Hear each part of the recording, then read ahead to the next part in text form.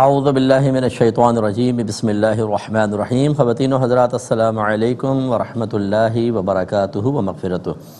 Programme احکام شریعت اور فقہ حنفی سے متعلقہ مسائل کے ساتھ ایک دفعہ پھر آپ کی خدمت میں حاضری کا شرف حاصل ہے۔ ایک بہن نے کویسچن کیا کہ میری ساس اپنے مرشد کے نام کا لنگر پکاتی ہیں اور مجھے مجبور کرتی ہیں کہ تم بھی پکاؤ، حالانکہ میرے بچے ہیں، ان کے ساتھ یہ ذمہ داری مسلسل پوری کرنا بہت مشکل ہے، تو مجھے ڈراتی ہیں کہ تمہاری سخت پکڑ ہوگی، اپنی ناک رگڑو، معافی مانگو، ورنہ تمہاری نسلیں بھوکی مریں گی۔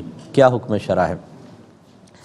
دیکھیں، لنگر سے مراد غالباً نیاز ہے کہ میرے پیر صاحب کے ایصال ثواب کے لیے گھر میں آپ کچھ کھانا پکائیں اور نیت یہ کریں کہ میرے پیر صاحب کو ثواب پہنچ جائے۔ اگر یہ صحیح نیت کے ساتھ ہو، مثلاً کہ کھانا صرف اللہ کے لیے پکایا جائے گا، ثواب بھی اللہ تبارک و تعالی ہی دے گا، اور اللہ تبارک و تعالیٰ کا ایک قرب کا حصول ہی مقصود ہو، تو پھر یہ اس طرح کھانا پکانا شرعاً جائز ہے کہ وہ اللہ کے لیے پکایا، بس نیت کر لیں کہ اس کا ثواب فلاں کو پہنچ جائے، ٹھیک ہے۔ لیکن اس کو یہ ایک مستحب عمل تو آپ کہہ سکتے ہیں، اس کا اول درجہ تو مباح ہے، نہ گناہ نہ ثواب، اور اگر آپ اچھی نیت سے کریں تو آپ کو ثواب بھی مل سکتا ہے، مستحب بن سکتا ہے۔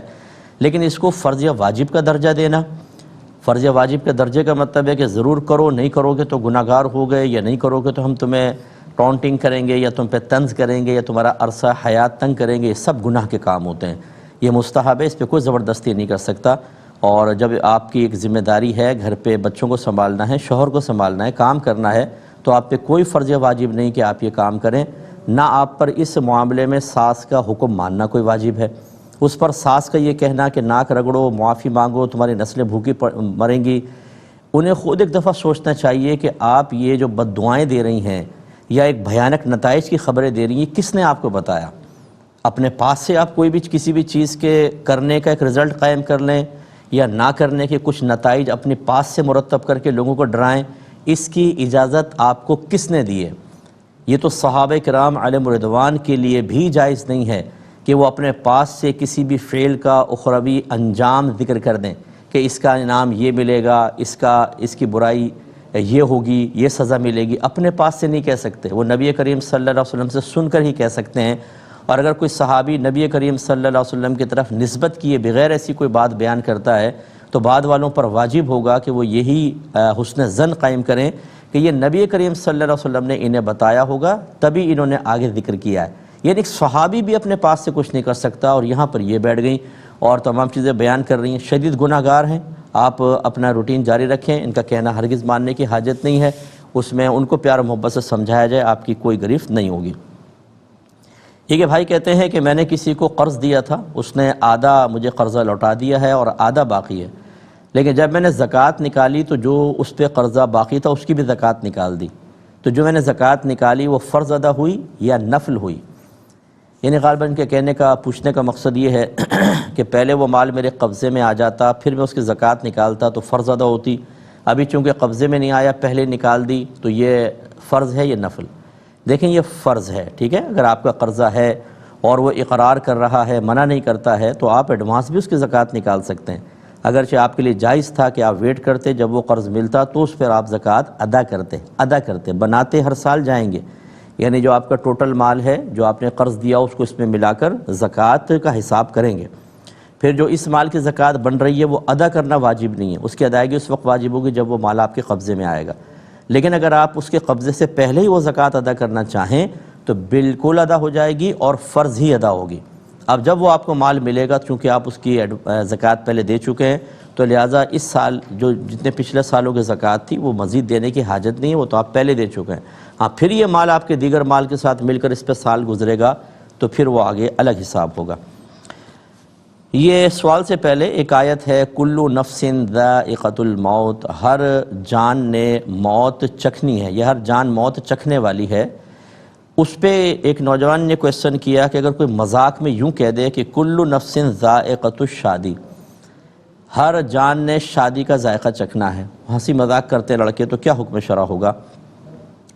دیکھیں، آیات کا اس طریقے سے مذاق اڑانا، ان میں اپنے پاس سے کوئی اس طرح کے الفاظ ذکر کر دینا اللہ کے کلام میں کہ جس سے لوگ ہنسیں اور ایک آیت مذاق بن جائے، یہ کفر ہوتا ہے، اور ایسا شخص دائرہ اسلام سے خارج ہوگا۔ جتنے اس پہ ہنسے ہوں گے، جتنے خوش ہوئے، سب کے سب دائرہ اسلام سے خارج۔ انہیں کلمہ دوبارہ پڑھنا ہوگا جس کو تجدید ایمان کہتے ہیں، اور اگر یہ شادی شدہ تھے تو تجدید نکاح بھی کرنا ہوگا۔ نہیں کریں گے تو یہ دنیا میں بھی رسوائی ان کی طرف متوجہ ہوگی اور آخرت میں بھی انجام بھیانک ہو سکتا ہے۔ لہذا خدا را جتنے ہمیں اس وقت سن رہے ہیں، آیات کو، حدیثوں کو اور بزرگان دین کے اقوال کو مذاق کا نشانہ نہ بنائیں۔ بزرگوں کے اقوال چلیں گے، ان کے اپنی طرف سے اس کے مذاق کرنا، اس کے ساتھ مذاق کے معاملہ کرنا بے ادبی ہے، کفر نہیں، لیکن حدیث اور پھر سب سے بڑھ کر قرآن عظیم، اگر اس میں ذرا بھی مذاق وغیرہ شامل کیا تو اللہ تعالیٰ کی ذات بے نیاز ہے، اس سے ڈرنا چاہیے، ایمان سلب ہو سکتا ہے اور اس کے بعد پھر انجام بھیانک ہے۔ یہ کہتے ہیں کہ میں مسجد کے صحن میں نماز پڑھ رہا تھا کہ اچانک مجھے احساس ہوا کسی پرندے کی بیٹ مجھ پر گری ہے، تو میں نماز پڑھتا رہا۔ نماز کے بعد میں نے دیکھی تو اب کیا حکم شرع ہوگا؟ دیکھیں، سب سے پہلے تو آپ کو یہ غور کرنا ہوگا کہ وہ بیٹ کس کی ہے، حلال پرندے کی ہے یا حرام شکاری پرندوں کی؟ حلال کی جیسے کبوتر ہے اور چڑیا ہے، طوطا ہے، یہ حلال ہوتے ہیں۔ ان کی بیٹ اگر گرے تو بالکل پاک ہے، اس سے آپ کے کپڑوں میں کوئی فرق نہیں پڑا، چاہے کتنی مقدار میں گرتی آپ کی نماز ہو گئی۔ اور اگر حرام جانوروں کی ہے جیسے چیل کی ہے یا کوے کی ہے، باز ہوتا ہے، شکرا ہوتا ہے، ان کی بیٹ نجاست خفیفہ ہوتی ہے۔ اب وہ جب گری ہے تو یہ دیکھنا ہوگا کس جگہ پر گری ہے۔ مثلا اگر آپ ہاتھ باندھے ہوئے تھے، بازو پہ گر گئی، فرض کر لیں، تو یہ پورا یہ ایک بازو جو ہے اس کے 4 حصے آپ کریں، 1 2 3 اور یہ چوتھا، اگر یہ پورے چوتھے حصے کو گھیر لے گی تب اس کا پاک کرنا آپ پر لازم ہوگا، اگر اس سے کم ہے تو معاف ہوتی ہے۔ لہذا اسی طریقے سے آپ کے پشت کے اوپر گر گئی، مثال کے طور پہ کمر پہ کر گیا کوئی کارروائی، تو اب آپ کو جو پیچھے کی پوری ہے کپڑا، اس کے بارے میں غور کرنا ہوگا، 1/4 کو گھیرے گا تب کہیں جا کے پاک کرنا لازم ہوگا، ورنہ نہیں۔ خلاصہ کلام یہ کہ عمومی طور پہ جو یہ بیٹیں گرتی ہیں یہ کپڑے کی چوتھائی کو نہیں گھیر پاتی ہیں یا عضو کی چوتھائی کو نہیں گھیر پاتی ہیں، تو آپ کی نماز ہو جائے گی، ٹھیک ہے۔ لیکن ہاتھ پہ گریں تو احتیاطاً دھو کے نماز کو لوٹائیں، کیونکہ چھوٹا ایریا ہوتا ہے، اس میں ہو سکتا ہے زیادہ گھیر لے، لیکن کپڑے وغیرہ کے اوپر گرتی ہے، پیٹھ پہ، کندھوں پہ، اس طرح، تو اس میں کافی گنجائش ہو سکتی ہے۔ تو بس یہ دیکھ لیجئے گا جو بیٹ گری ہے اگر وہ حرام جانور کی ہے، جس جگہ پہ گری ہے کپڑے یا عضو کے، اس کے اگر 1/4 کو گھیر لیتی ہے 1/4 کو، تو آپ کو پاک کرنا لازم ہوگا، اس سے کم ہے تو پاک کرنا لازم نہیں ہے، معاف ہے۔ یہ کہتے ہیں کہ کسی ریڑھی والے غریب آدمی کو صدقہ دینا کیسا ہے بغیر اس کو بتائے؟ تھوڑا سا سامان بیچ رہا ہوتا ہے بیچارہ کوئی، تو کیا حکم شرع ہوگا؟ تو بالکل آپ اسے دے سکتے ہیں، اس کی ظاہری حالت ایسی ہے کہ اس کو تو زکوٰۃ بھی آپ دے سکتے ہیں، اور نفلی صدقہ ہو یا زکوٰۃ ہو تو یہ بتا کر دینا کوئی لازم نہیں ہوتا۔ آپ کہیں چلے میں آپ کو تحفہ دے رہا ہوں، آپ رکھ لیجئے، میری طرف سے آپ کو تحفہ ہے، اس طرح کہہ کے آپ دے سکتے ہیں۔ دل میں نیت زکوٰۃ کی کر لیں، یا نفلی صدقہ آپ دینا چاہیں تو صدقے میں تو صدقے کا لفظ کہنا یا صدقے کی خاص نیت کرنا لازم نہیں، مدد کے ارادے سے دیں، یہ بھی نفلی صدقہ ہے، تو بالکل دے سکتے ہیں۔ اور میں اکثر اپنے بہن بھائیوں کو گزارش کرتا ہوں کہ یہ جو پیشہ ور فقیر مانگتے ہیں، ان کو دینے کے بجائے ان کام کرنے والوں کو دیں، جو ریڑھی لگائے ہوئے بیچارہ کوئی پھل بیچ رہا ہے، کوئی چنے وغیرہ بیچ رہا ہوتا ہے تھوڑے سے، آپ بیٹھ کے انٹرویو کر کے دیکھیں، اس کے پیچھے پوری فیملی ہوتی ہے، سارا دن میں جو کچھ کما کے جاتا ہے بیچارہ، اس سے گزارا ہوتا ہے بڑی مشکل سے۔ اور آج کل کی ہوش ربا مہنگائی جو ہمارے پاکستان میں ایک بھوت اور جن بن کے ہم پہ مسلط ہو گئی ہے، بھیانک بھوت، اس کی وجہ بات تو دیکھیں ذرا حال کیا ہے گھروں کے اندر۔ تو ایسے لوگوں کی مدد کریں جو بھیک نہیں مانگ رہے کسی کے سامنے، سارا دن چنے کی وہ بالٹی اٹھا کے ادھر سے ادھر جا کر وہ بیچتا ضرور ہے لیکن کسی کے سامنے ہاتھ نہیں پھیلاتا، اس کو پیسہ دیں۔ آپ جیسے 10 روپے کی چیز لیں، 100 روپے دے دیں گے، باقی رکھ لو کوئی بات نہیں، تو یہ آپ کے لیے بہت بڑا ثواب بھی جاریہ بھی ہوگا، ثواب بھی آپ کو ملے گا، اور اس کے دل میں جو آپ نے خوشی داخل کی، ہو سکتا ہے نامعلوم کتنے آپ کے گناہوں کا کفارہ بن جائے، ایسے لوگوں کی مدد کریں۔ یہ کہتی ہیں بہن کہ اگر شوہر دوسری شادی کر لے تو پہلی کا حق کیا ہوگا؟ پھر کہتے ہیں شوہر کی پہلی کا کیا ہوگا؟ شوہر کی محبت پر، اور کیا شوہر پہلی کو اس کے حق سے یہ کہہ کر محروم کر سکتا ہے کہ تم اس قابل ہی نہیں ہو؟ کیا حکم شرع ہوگا؟ دیکھیں مسئلہ یہ ہے کہ جو حضرات اگر ایسے کوئی بھائی ہمیں سن رہے ہیں جو دوسری شادی کر چکے ہیں یا کرنے کے خواہاں ہیں، یاد رکھیں کہ پہلی بیوی کا رویہ کیسا بھی ہو، وہ کتنی ہی بد اخلاق ہو، دیگر معاملات ہوں، شریعت نے یہ نہیں کہا کہ اس کی بد اخلاقی یا اس کی برائی کی وجہ سے آپ اس کا حق ادا نہیں کریں گے، اس کے اپنے حقوق ہیں وہ آپ کو کرنے ہوتے ہیں۔ یہ یاد رکھیں کہ نمبر 1 نان نفقہ، اس میں کوئی برابری لازم نہیں ہوتی۔ نان نفقے کا مطلب کھانا پینا، لباس اور رہائش، اس میں فرق ہو سکتا ہے۔ مثلا شوہر نے پہلی بیوی کی وہ مالدار تھی، دوسری کی غریب بچی سے، تو اور یہ خود مالدار ہے، تو مالدار کو مالدار والا اس کو نان نفقہ دینا ہوگا اور غریب بچی کو اوسط درجے کا دینا ہوگا۔ مثلا اگر 3 بیویاں ہوتی ہیں ایک مڈل کلاس کی، تو مڈل کلاس والی کا اس کو دینا ہوگا، ٹھیک ہے نا۔ آپ دیکھیں فرق آ گیا اس میں عدل کا مطلب یہ نہیں ہے کہ جو نان نفقہ اس کو دے رہا ہے اس کو بھی دے، نان نفقے میں یہ فرق ہو سکتا ہے۔ اس کے علاوہ پھر باری مقرر کرنے کا معاملہ ہوتا ہے کہ جب 2 بیویاں ہوں تو ایک رات ایک کے پاس، دوسرے کے پاس دوسری رات، یا 2 دن یہاں 2 دن یہاں، ایک ہفتہ یہاں تو ایک ہفتہ یہاں، اس میں برابری واجب ہے۔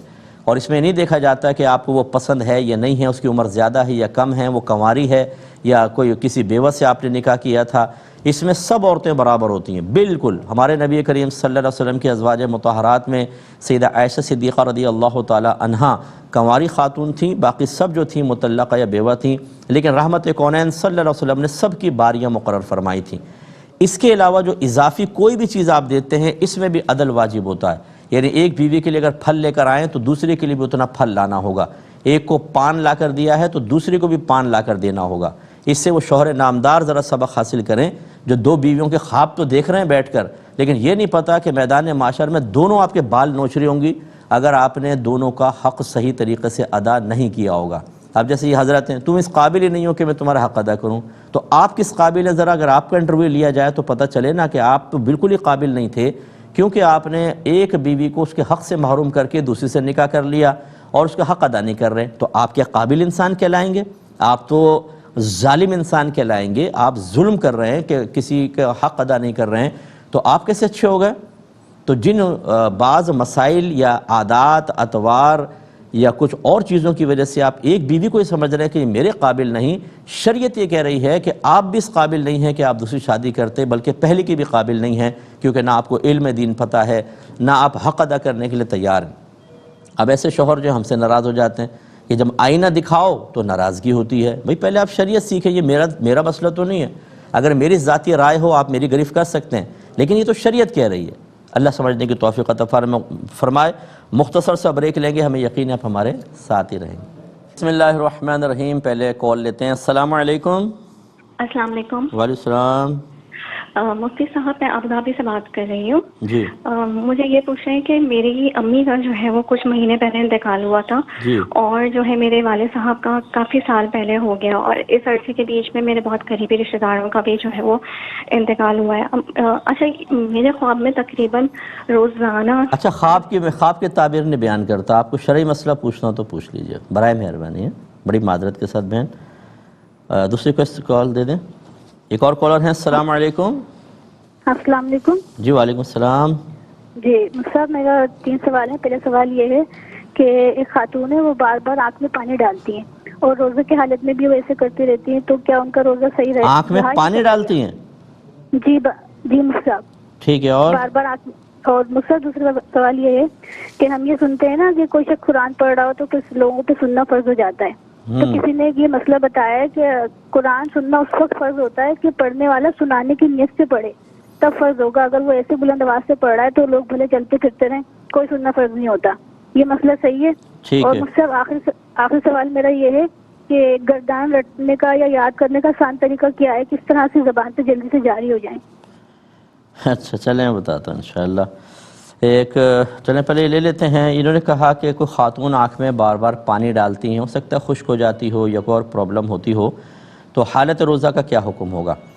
دیکھیں، جو دوا ہم ڈالتے ہیں نا، یہ لیکوڈ بہت ہی تھک، بہت ہی باریک ہوتا ہے، تھن ہوتا ہے بہت ہی زیادہ، تو اس کا گمان یہ ہوتا ہے، اور اکثر ہوتا بھی ایسا ہے کہ جب آپ ڈراپ ڈالتے ہیں تو بعض اوقات حلق میں کڑوا سا ذائقہ محسوس ہوتا ہے، تو لہٰذا چونکہ آنکھ اور حلق کے درمیان ایک روٹ اور پیسج ثابت ہوتا ہے، اس لیے اگر حالت روزہ میں دوا ڈالیں گے تو روزہ ٹوٹ جائے گا۔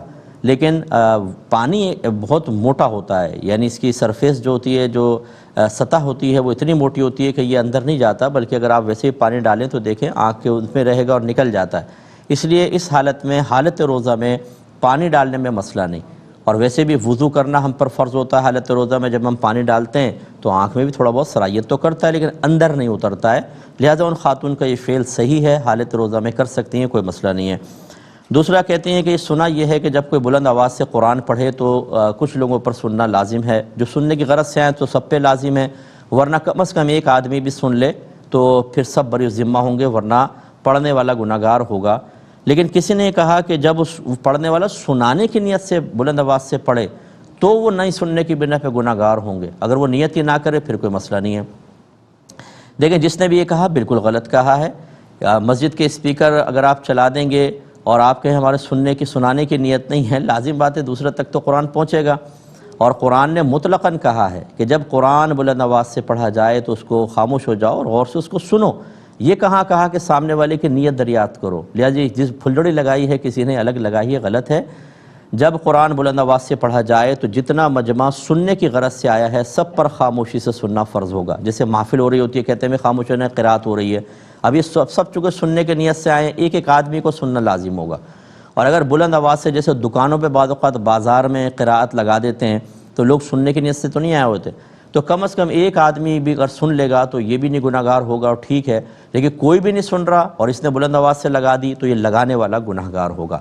اس میں لگانے والے کی نیت، قصد یا ارادے کا کوئی اعتبار نہیں ہے، بس بلند آواز سے لگائے گا اور لوگ نہیں سنیں گے تو گناہگار ہوگا، لہذا جس نے یہ جملہ کہا اس نے غلط کہا۔ ایک کالر ہمارے ساتھ ہیں، السلام علیکم۔ وعلیکم السلام۔ جی فین مفتی صاحب، میرا سوال یہ ہے کہ یہ جو منت کے روزے ہیں ان کا کفارہ کیا، اور دوسرا سوال بھی ہے۔ منت کے روزوں کا کفارہ کیا مطلب؟ جی منت کے روزے ہیں، اب نہیں رکھ سکتے تو ان کا کیا کفارہ ہوگا؟ نہ رکھنے کی وجہ یہ شوگر اور بلڈ ہے، بلڈ پریشر۔ ٹھیک ہے میں بتاتا ہوں۔ اور دوسرا سوال یہ ہے کہ یہ جو شریف کے ختم پہ عورتیں مائک پہ پڑھتی ہیں اور باہر مرد سنتے ہیں، یہ ٹھیک ہے یا نہیں؟ کون پڑھ رہا ہے؟ عورت پڑھ رہی ہے؟ جی کل شریف کے ختم پہ آپ گھروں میں بھی عورتیں مائک پہ پڑھتی ہیں۔ ٹھیک ہے میں بتاتا ہوں۔ ایک اور کالر ہیں، السلام علیکم۔ جی وعلیکم السلام۔ مفتی صاحب ٹھیک ہیں آپ؟ اللہ کا بڑا کرم۔ مفتی صاحب وقار بات کر رہا ہوں۔ مفتی صاحب میرا سوال یہ تھا کہ مثال کے طور پہ میں 100 روپے صدقہ دیتا ہوں ڈیلی نا، اور میں چاہتا ہوں کہ یہ 8-10 دن میں جمع کر کے 1000-1500 کر کے پھر کسی ضرورت مند کو دوں، تو وہ جو 8-10 دن میں رکھتا ہوں وہ پیسے رکھ کے، تو اس کی جو ہے وہ شریعتاً کیا حکم ہوگا اس کے لیے؟ صحیح ہے۔ اور بس جزاک اللہ خیر۔ میں انشاءاللہ عرض کرتا ہوں۔ ایک اور کالر ہیں، السلام علیکم۔ ڈراپ ہو گئی یہ بچی نے، غالباً یہ صرف پڑھ رہی ہوں گی کسی سے، یعنی عربک گرامر، اس میں ایک صرف کا موضوع ہوتا ہے، اس میں گردان ہوتی ہے، تو یہ باقی کو تو سمجھ میں نہیں آئے گا، لیکن چلیں بچی نے کویسچن کیا، بیٹا 3 لفظ یاد کرو، جیسے دربا دربا دربو، دربا دربا دربو، دربا دربا دربو، جب یہ یاد ہو جائیں تو پھر دربتا دربت دربتا دربنا، پھر یہ 3 ملا لیں، پھر یہ اس طرح کر کے پھر۔ اور ہمارے استاد محترم نے ہمیں بتایا تھا کہ اس کو پختہ کرنا چاہیں تو پہلے آپ سیدھا یاد کر لیں، پھر ریورس نیچے سے اس کو ریپیٹ کریں بار بار، جو سب سے 14واں صیغہ ہے اس کو پہلے پڑھیں، پھر 13واں 12واں 11واں، یعنی الٹی بار بار گردان آپ پڑھتے جائیں، بہت ہی پکی یاد ہوتی ہے۔ اور کسی کو اپنا شاگرد بنا لیں، ان کو آپ کہیں گردان آپ مجھے سنائیں، تو اس طرح سننے سے بھی یاد ہوتا ہے۔ ایک بہترین طریقہ یہ بھی میں آپ کو عرض کر دوں کہ آپ گردان کو ریکارڈ کر لیں، اور ریکارڈ کر کے جیسے وہ لگاتے ہیں کان میں ہینڈ فری لگا کر آپ سنتی رہیں 10-5 دفعہ، پھر خود پڑھیں گی، ایک دم زبان فلوئنسی کے ساتھ چلے گی، کیونکہ یہاں پہ نقش بیٹھ جاتا ہے۔ یہ بہن نے فرمایا کہ منت کے روزے مانے تھے، لیکن بلڈ پریشر ہے اور شوگر ہے، اس کی وجہ سے رکھنا ممکن نہیں ہے، تو کفارہ کیا ہوگا؟ دیکھیں شوگر اور بلڈ پریشر کوئی ایسی چیز نہیں ہے کہ جس کی بنا پر کسی بھی حالت میں آپ روزہ نہیں رکھ سکتی ہیں۔ یعنی خلاصہ کلام یہ کہ اگر سردیاں ہیں مثال کے طور پہ، دن چھوٹے ہیں اور آپ آسانی سے کوئی ٹیبلٹ وغیرہ جیسے سحری میں کھا لی آپ نے اور پورا دن ایزیلی گزار سکتی ہیں، تو پھر آپ کو منت کے روزے ہی رکھنے ہوں گے۔ کفارہ بہت آخری صورتحال ہوتی ہے۔ میری والدہ کا انتقال ہو گیا، اللہ ان کو جنت الفردوس میں جگہ عطا فرمائے، 70 سے ابو تھیں لیکن پورے روزے رکھا کرتی تھیں، یہ تمام چیزیں ان کے ساتھ تھیں، لیکن اللہ تعالیٰ بہت ہمت دیتا ہے، ہمت کریں اور روزے رکھیں۔ لیکن چلیں فرض کر لیں آپ نے روزہ رکھا، طبیعت بگڑنے لگی، دوبارہ ٹرائی کی، پھر طبیعت بگڑنے لگی، تو ایسی صورت میں پھر ایک روزے کے بدلے میں صدقہ فطر کی مقدار دینی ہوتی ہے، جو اگر روپوں میں آج کل کریں تو 300-350 بلکہ احتیاطاً 400 ہی کر لیں، کیونکہ آٹا بھی ڈبل ہو گیا تقریباً، تو 400 روپے ایک روزے کے بدلے میں احتیاطاً آپ قیمت دے دیں تو انشاءاللہ آپ کا کفارہ ادا ہو جائے گا۔ ایک انہوں نے کویسچن کیا کہ بعض اوقات گھر میں عورتیں کوئی محفل کرتی ہیں اور اس پر پھر مائک پر قل شریف پڑھتی ہیں، اس کا ختم کرتی ہیں اور مردوں تک آواز جاری ہوتی ہے، کیا حکم شرع ہوگا؟ دیکھیں، نعت خوانی ہو یا بیانات ہوں یا اس طرح قل شریف ہو، عورتوں کے لیے عورتوں میں ہی کرنا ضروری ہوتا ہے، آواز غیر مردوں تک نہ پہنچے، اس کا خیال رکھیں۔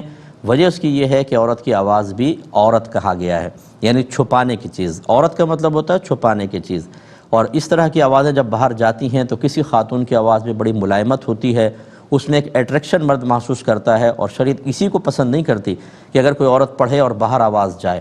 لازم بات ہے کہ پھر مردوں کے اندر جستجو پیدا ہوگی، بھئی کس کی اتنی خوبصورت آواز ہے، ہم دیکھیں کون ہے، پھر اسی طرح دل مائل ہوتے ہیں۔ تو اس لیے شریعت نے ہر اس چیز کو منع کر دیا کہ جس کی وجہ سے مردوں کی اٹریکشن عورتوں کی جانب ہو۔ اس لیے ہماری بہنوں سے گزارش ہے، آپ یہ ضرور کرتی رہیں، جو کام آپ اچھے کام کر رہی ہیں، لیکن کوشش کیجئے یہ بغیر مائک کے کریں۔ اپنے گھر کے اندر اگر کر رہی ہیں تو مائک کی کوئی حاجت نہیں ہے، اوپر کے مائک چلانے سے آپ خواہ ہو سکتا ہے گناہگار بھی ہو جائیں۔ تو پھر آپ آئی تھی برکت حاصل کرنے کے لیے اور بے برکتی اور اللہ کی ناراضگی کے ساتھ واپس جائیں، یہ مناسب نہیں ہوتا۔ یہ بھائی نے فرمایا کہ میں روزانہ تقریباً 100 روپے صدقہ کرنے کی عادت ہے، تو بعض اوقات ایسا کیا میں کر سکتا ہوں کہ میں ایک ہفتے تک جمع کروں، پھر ایک رقم جمع ہو جائے پھر میں کسی کو دے دوں؟ تو یہ ایک ہفتے تک صدقہ نہ کرنا بلکہ جمع کر کے رکھنا کیسا ہے؟ تو اس میں کوئی حرج نہیں ہے، آپ پہ یہ نفلی چونکہ صدقہ ہے تو آپ پہ واجب ہی نہیں تھا کرنا، آپ اس کو رکھ سکتے ہیں۔ جیسے آپ نے 10 دن تک رکھا کہ 1000 کر کے دوں گا، تو جمع کرنے میں بھی مسئلہ نہیں، اور فرض کر لیں کہ 1000 ہو گئے اور آپ کا ارادہ بدل گیا کہ یار مجھے خود ضرورت ہے، تو آپ اس کو استعمال بھی کر سکتے ہیں۔ صرف صدقے کے ارادے سے مال کو ایک طرف رکھ دینے سے اس کی ادائیگی واجب نہیں ہو جاتی، وہ آپ چاہیں تو اپنے اوپر یوز کر لیں اور چاہیں تو صدقہ کر دیں، دونوں افعال بالکل شرعاً جائز ہیں۔ ایک کال لیتے ہیں۔ السلام علیکم۔ وعلیکم السلام۔ جی بہن، میری شادی کو آپ سے پوچھنا تھا، میری شادی کو 1.5 سال ہو گئے ہیں۔ جی بیٹا۔ تو دوائی وغیرہ بھی لی ہے تو کوئی نہیں ہو رہے، مطلب کہ اولاد نہیں ہو اولاد رہی، کے تو مسئلے، سسرال والے کہتے ہیں کہ مطلب کہ جادو ہوا ہوا ہے ہم پہ، تو وہ اوہو، کہتے ہیں کہ تویز وغیرہ لو، یہ کرو۔ میں کہتی ہوں کہ میں نے نہیں جانا کہیں بھی دم کرانے، تویز نہیں لینے، اللہ تعالیٰ خود ہی دے گے۔ ٹھیک ہے بیٹا، میں عرض کرتا ہوں انشاءاللہ۔ ایک اور کالر ہیں۔ السلام علیکم۔ جی وعلیکم السلام۔ جی سر جی مولوی صاحب، میرا یہ سوال ہے کہ ہم کیا مسجدوں میں ریکارڈڈ اذان جو بہت پیاری اذان آواز میں اذان ہوتی ہے، وہ کیا ہم مسجد کے اسپیکروں میں پلے کر سکتے ہیں؟ یعنی نماز کے لیے یا ویسے ہی سننے کے لیے؟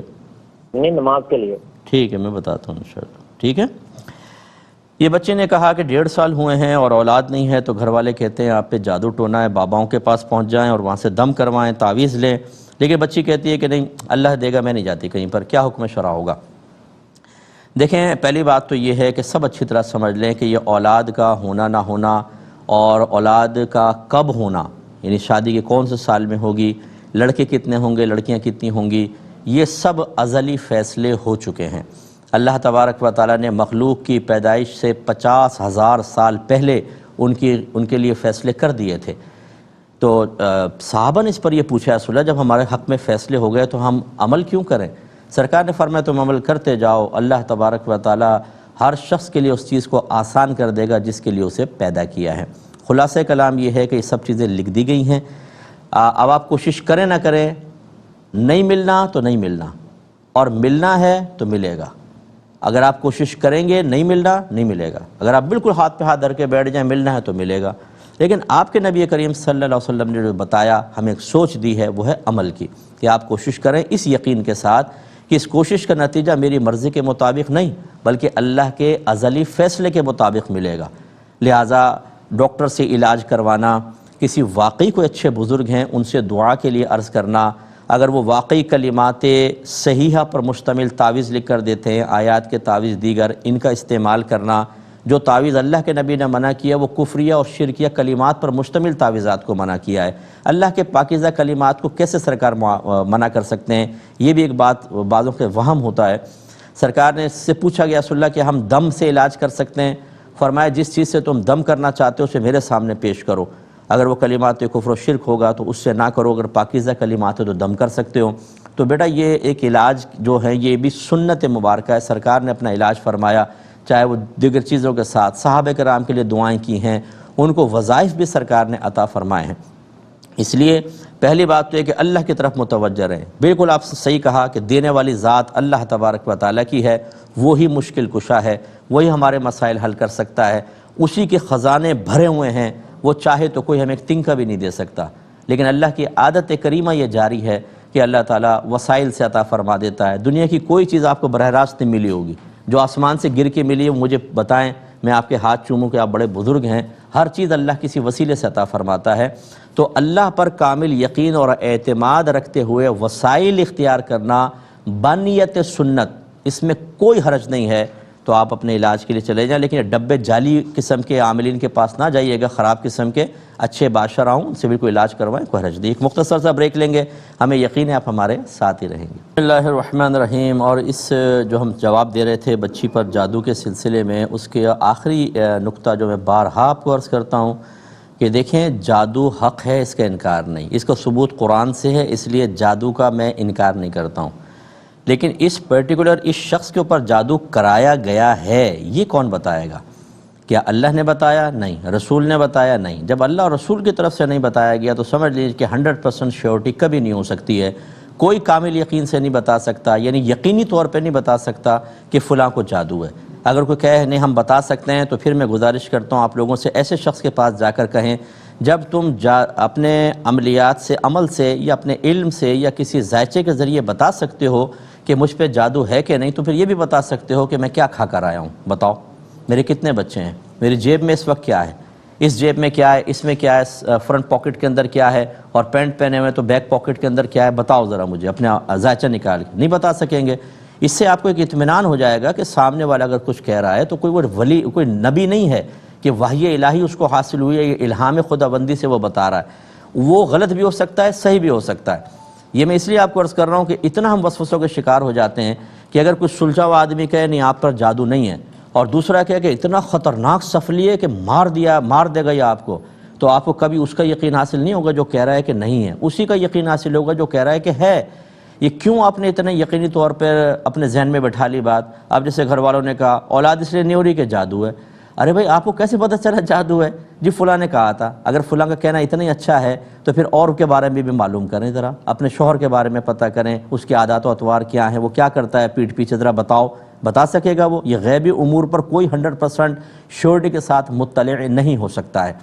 دوسری بات بیٹا یہ ذہن میں رکھیے آپ، اور آپ کی وساطت سے جتنے اس وقت مجھے سن رہے ہیں سب اپنے ذہن میں رکھیں، کوئی چاہے جادو کرائے ٹونا کروائے، اگر اللہ کا ازلی فیصلہ ہے کہ مجھے ایک چیز ملے گی اور کسی نے جادو کرایا کہ اس کو نہ ملے، سارے جادو اگر ناکام ہوں گے مجھے وہ چیز ضرور ملے گی، کیونکہ کوئی اللہ کے فیصلے کو بدلنے والا نہیں ہے، کوئی اللہ سے زیادہ طاقتور نہیں ہے۔ اور اگر اللہ تعالیٰ چاہے کہ مجھے وہ چیز نہیں ملے گی، سارے دنیا بھر کے بابا عامل مزارات پہ جا کے منتیں مان لیں، وہ چیز مجھے نہیں ملے گی، اس لیے کہ اللہ کا فیصلہ ہے کہ نہیں ملے گی۔ یہ اعتقاد کیوں نہیں مضبوط کرتے؟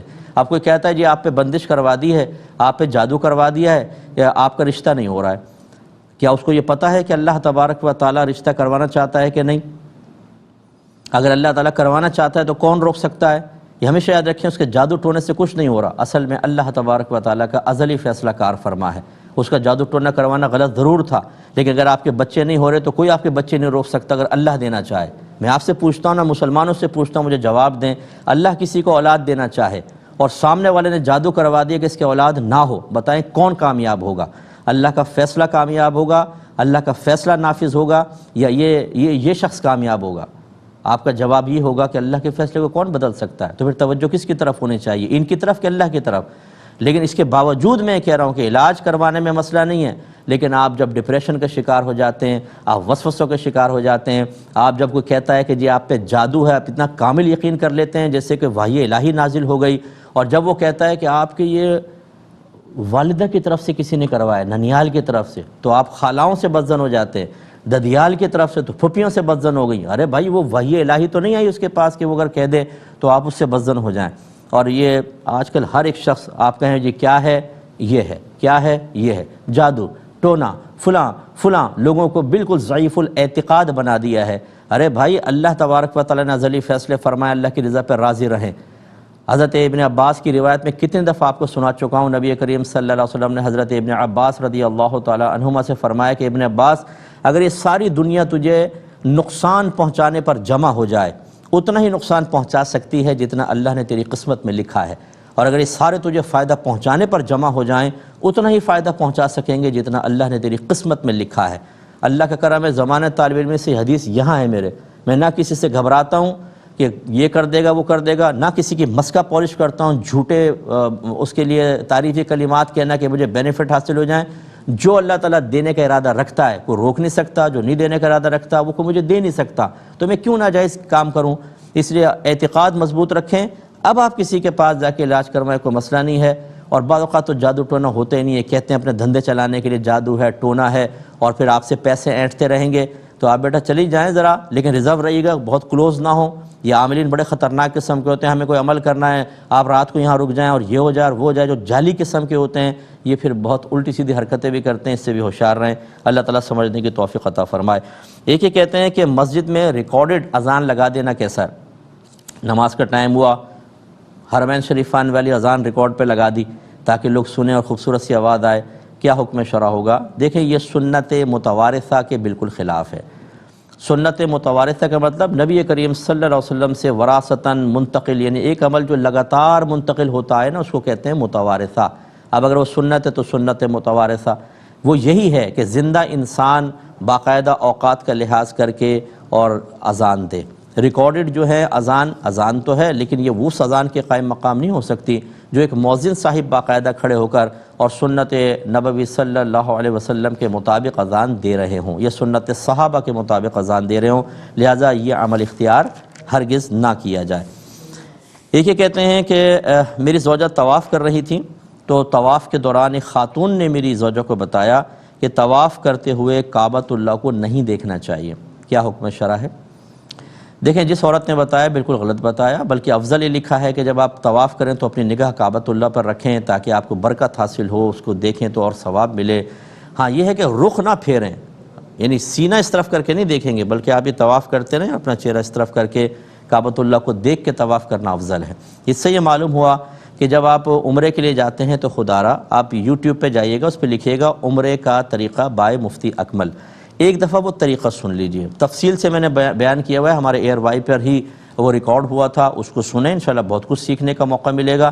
اس کے علاوہ کوئی اچھی مستند عالم دین کی عمرے پہ لکھی ہوئی کتاب اپنے پاس رکھیں، وہاں جا کر جب آپ پوچھیں گے تو ہر شخص جو ہے نا وہ خوف خدا تو ختم ہو چکا ہے نا ہم میں، کہ ہم اس مقام پہ کھڑے ہو کر اگر ایک نیکی کرتے ہیں 1,00,000 کے برابر اور گناہ کرتے ہیں تو اعلیٰ حضرت کی تحقیق یہی ہے کہ گناہ بھی 1,00,000 کے برابر، تو وہاں پہ آپ غلط مسئلہ بتائیں گے تو اتنا بڑا وبال ہے، کچھ انتہا نہیں۔ لیکن جرأت اور دیدہ دلیری کے ساتھ اب جیسے خاتون نے آتا جاتا کچھ نہیں ہے، ادھر نہیں دیکھیں آپ کعبۃ اللہ کی طرف، اب وہ خود انہوں نے بنایا ہوگا یا انہوں نے بھی کوئی اپنے جیسے سے سن لیا ہوگا، اس لیے سنی سنائی بات پر بالکل عمل نہ کریں جب تک کہ اس کی تحقیق نہ کر لیں، اور بہت بہتر یہ ہے کہ آپ ضروری علم سیکھ لیجئے تاکہ کوئی غلطی کر رہا ہو تو آپ اس کی بھی اصلاح کر سکیں اور خود اغلاط سے محفوظ رہ سکیں۔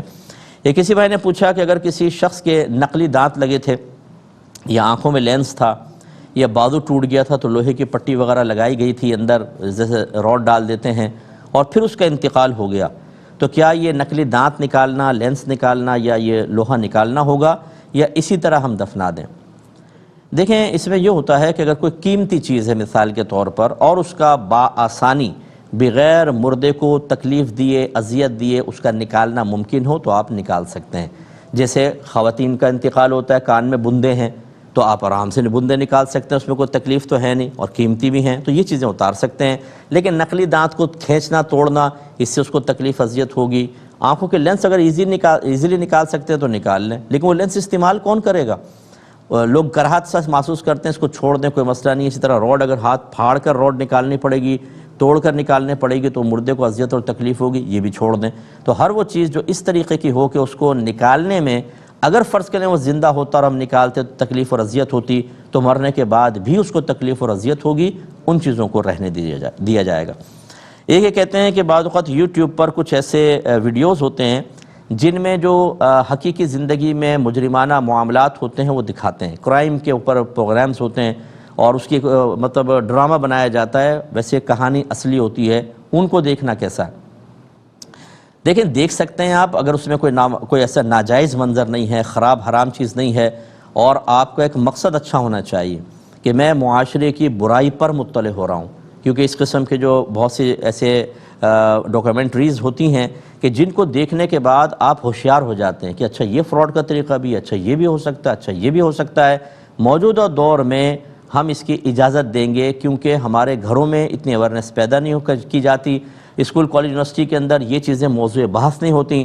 اس وقت ہماری بچیاں بھی باہر نکل رہی ہیں، ہمارے بعض بچے باہر نکل کے اس معاشرے کا حصہ بنتے ہیں، انہوں نے بہت سی چیزیں نہیں دیکھی ہوتی، وہ غلط دوستیاں کر لیتے ہیں، غلط لوگوں کے ساتھ بیٹھنے لگ جاتے ہیں، اور جب برائی سر چڑھ جاتی ہے پھر جب ظاہر ہوتی ہے تو پورا خاندان، پورا گھر ڈسٹرب ہو جاتا ہے، تو پھر کہتے ہیں ہمیں تو کسی نے بتایا نہیں تھا۔ تو اس قسم کی چیزیں اگر دیکھی جائیں کہ جس سے انسان کو شعور حاصل ہو، برائیوں پر اطلاع حاصل ہو، لیکن اپنی طبیعت، اپنی کیفیات، اپنے ذہن کو بھی دیکھیں۔